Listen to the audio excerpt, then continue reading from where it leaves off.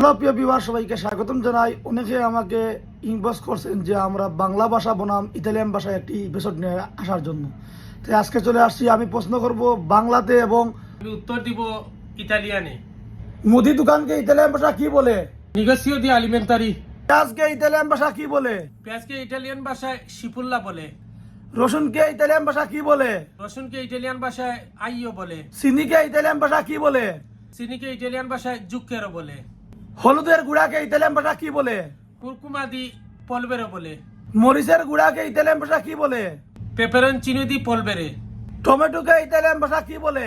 টমেটোকে Italian ভাষায় পমোদোরো বলে। সবজিকে ইতালিয়ান ভাষা কি বলে?